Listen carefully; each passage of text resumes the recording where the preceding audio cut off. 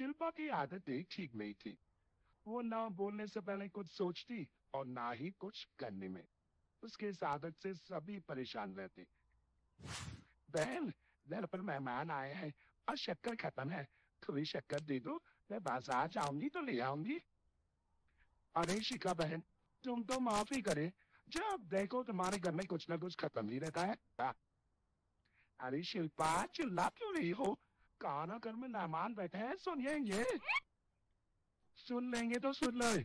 तुम लोगों की मानने वाली आदत तो बंद होगी। अच्छा शिल्पा, ला दो शक्कर, लेकिन बात तो अच्छे से करो। एक कटोरी शक्कर के लिए तुमने मेरी बड़ी बेइज्जती कर दी। शिल्पा बड़बड़ाते अंदर चली जाती है, तो शिखा भी घर चली जाती है। माँ, क्या हुआ?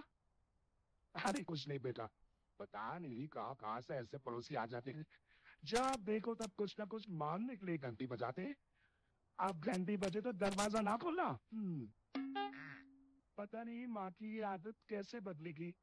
किसी को कुछ भी बोल देती है, बोलने से पहले सोचती भी नहीं। शिल्पा की ये आदत दिन ब दिन बढ़ती जा रही थी।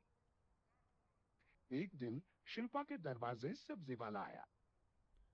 सुनो भैया, मुझे ये भिंडी, टिंडे, लौकी और आलू के साथ 1 किलो प्याज दे दो। आ, जी बहन जी। वो एक एक कर सारा सामान पैक कर देता है। कितने पैसे दो? 220 रुपये पूरे। अरे, इतना महंगा नहीं हो। मैं तो सिर्फ 150 दूंगी। नहीं नहीं, पैसे तो पूरे लूंगा। नहीं तो सब्जी वापस कर दो। ऐसे कैसे वापस कर दूंगी? मैं तो एक भी सब्जी वापस नहीं करूंगी।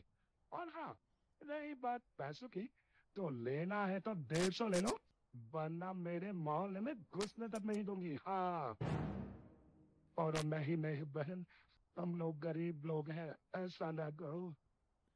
पकड़ो ये 150, अब दफा हो जाओ। शिल्पा की बेटी अंदर से ये सब देख रही थी। शिल्पा, तूने तो हद कर दी। बेचारा गरीब आदमी, उसका तो गुजारा ही इससे होता है।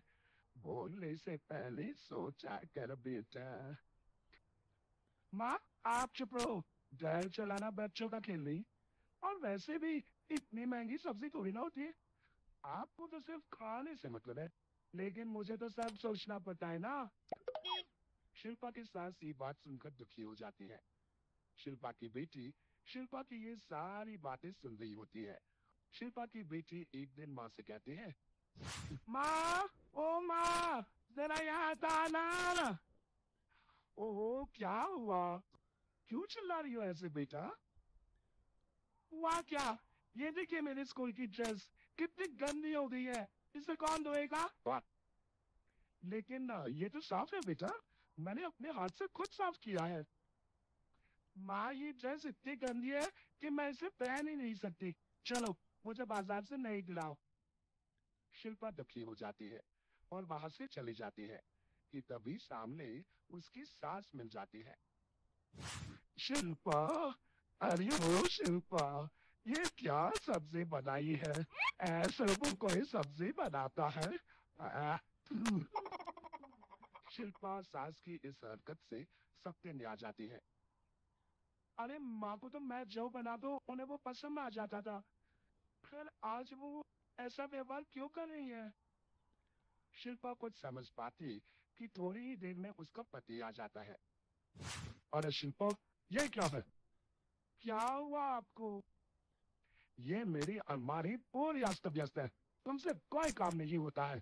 सारा दिन पता नहीं क्या करती रहती हो। अरे, मैंने तो सारी अलमारी साफ रखी है। इसे तुम साफ कहती हो? ये तो पूरा पुराना नकली है।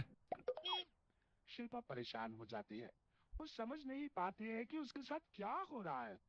शिल्पा अकेले कमरे में जाती है और जोर जोर से रोने लगती है। तभी वहां उसका पति, सास और बेटी आ जाती है। शिल्पा उन लोगों को देखकर और जोर जोर से रोने लगती है।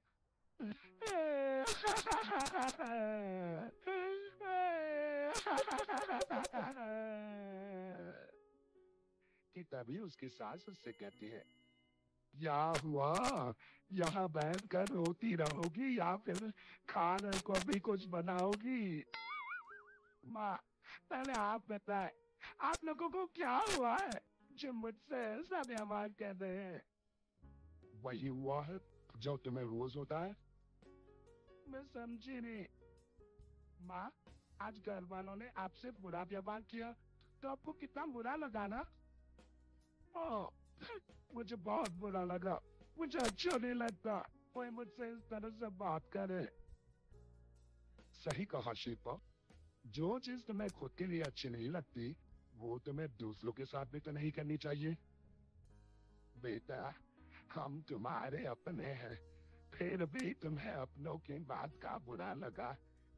लेकिन सोचो, जिन बाहर के लोगों से तुम ऐसा व्यवहार करती हो, उन्हें कैसा लगता होगा।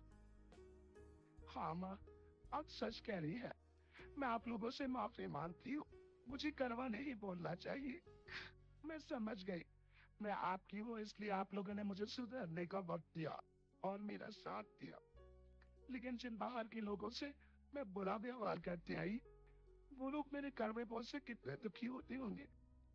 मैं वादा करती हूँ, आज से ऐसा व्यवहार किसी के साथ नहीं करूंगी। सीख, हमें दूसरों के साथ वैसा ही व्यवहार करना चाहिए जो हम खुद के लिए अपेक्षा करते हैं।